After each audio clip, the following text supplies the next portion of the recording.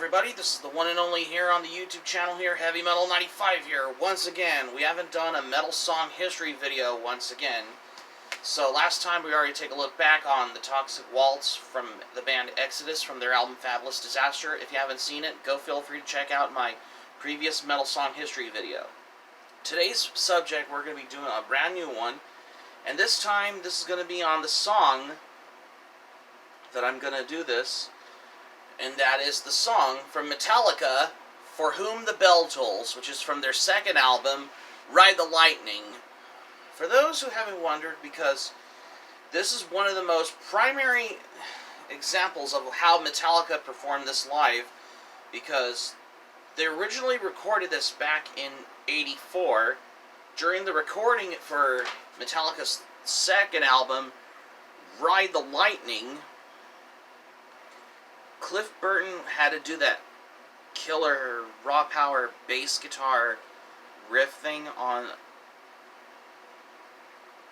I'm guessing, with distortion.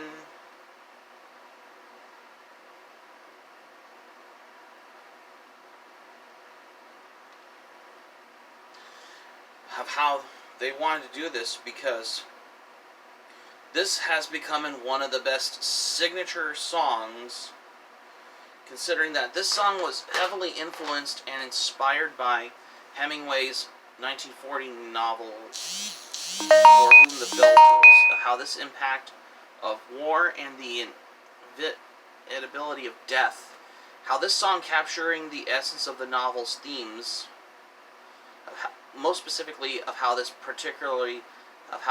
happened on the tragedy of conflict during the Spanish Civil War, of whenever Metallica had the idea when they wrote the song For Whom the Bell Tolls, which is one of their signature songs from their second album, Ride the Lightning, released in 1984. Yeah, Cliff Burton had to use the wah-wah pedal and the heavy distortion for the bass guitar when he did this, and the bell sound. This was from Metallica drummer Lars Ulrich with the anvil with a metal hammer, of how the structure with these heavy metal riffs and melodic influence with their own signature thrash metal style, of how this praise with those lyrics have always gotten very powerful. Considering this song, For Whom the Bell Tolls, has been recognized as one of the greatest heavy metal songs, which it was listed it on Rolling Stone's 100 Greatest Heavy Metal Songs of All Time. However, Metallica performed live, especially on several live albums, and they have collaborated with the San Francisco Symphony Orchestra at the S&M concerts. And this all has what I wanted to come by for a song like Metallica's For Whom the Bell Tolls.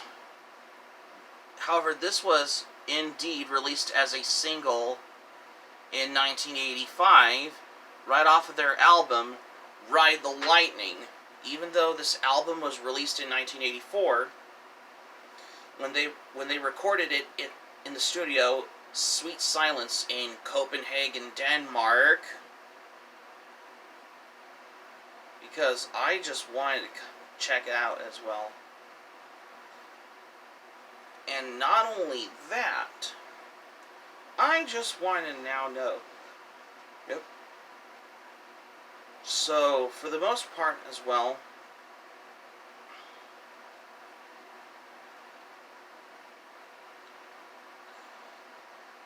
and not only that, this song For Whom the Bell Tolls by Metallica was remixed by DJ Spooky in the Spawn soundtrack.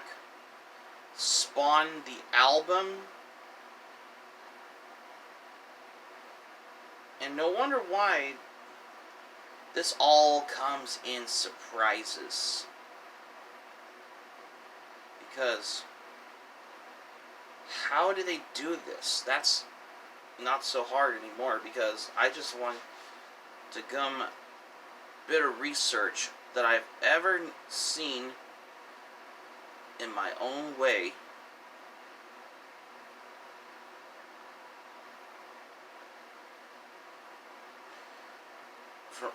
However, they retitle it "For Whom the Bell Tolls." Haven't heard it yet mix, because it includes chorus and verses from Haven't Heard It mix, especially when they did this.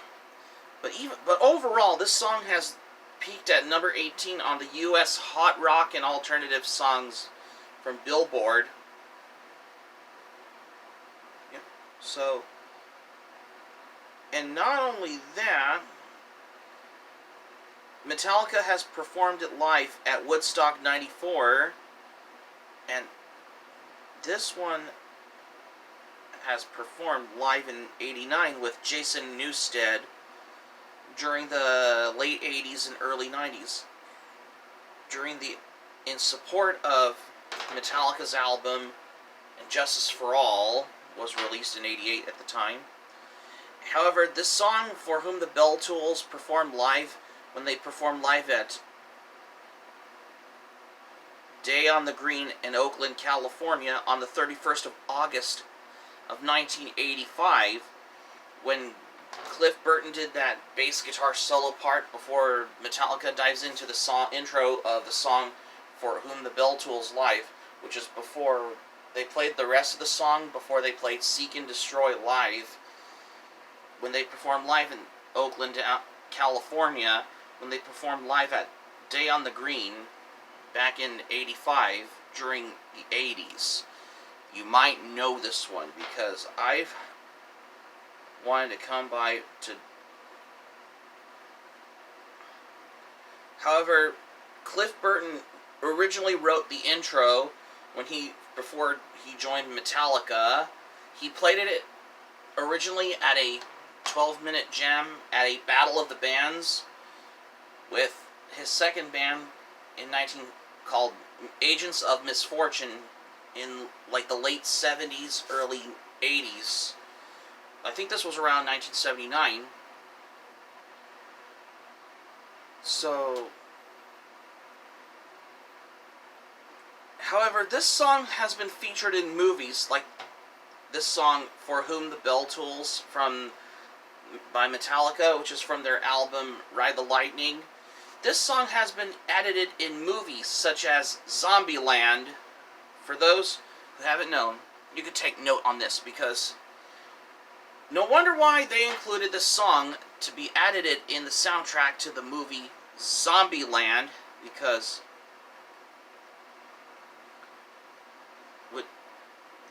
I didn't know about this until now.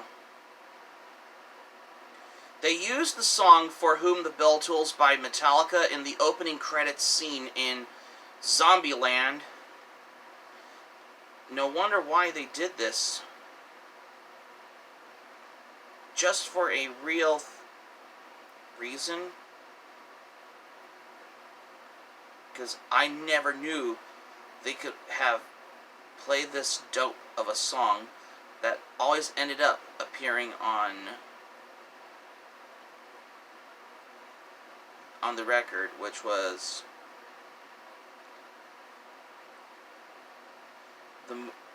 Now I Remembered. As far as if I can now remember, when Metallica did that song, For Whom the Bell Tolls,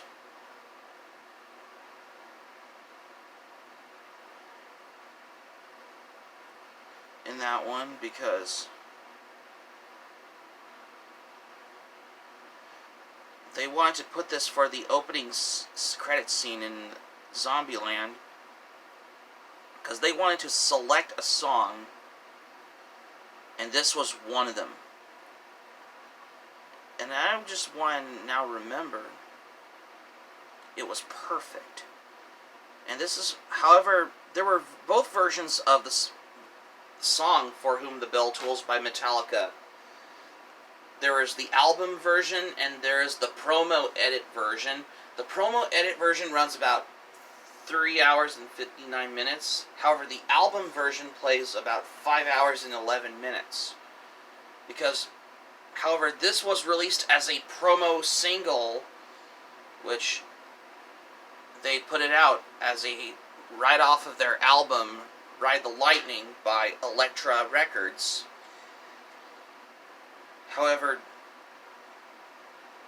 this was produced with Flemming Rasmussen, as if I could now remember. And that's... no wonder why they wrote this song. Even though this song has been performing live throughout the years in every Metallica concert, because it was a perfect example. Every just want to know why, because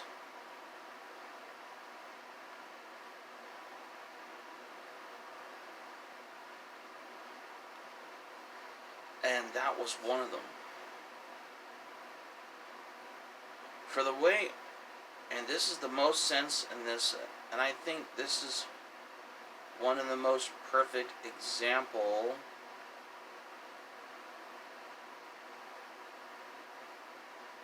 It was the greatest thing, usually,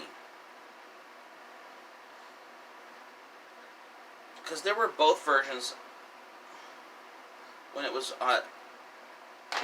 however, these versions appeared as on the A side.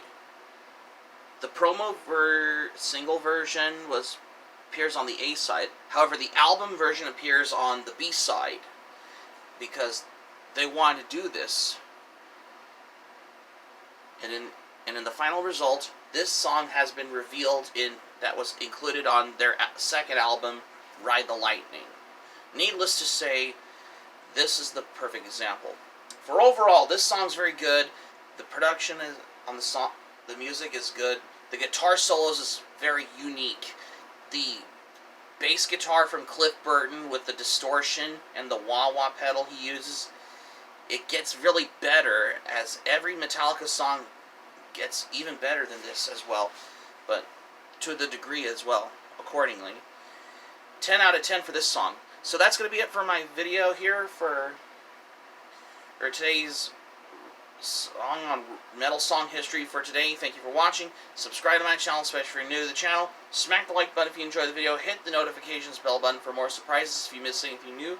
Be sure to smack the like button if you enjoyed the video. Be sure to subscribe to my channel, especially if you're new to the channel, if you're new as well.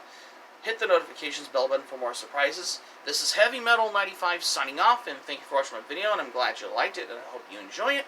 Hope to see you soon for the next video. Be sure to stay safe and stay healthy. Hope you all have a great day. Take care. Goodbye for now. Stay tuned for more on Metal Song History videos.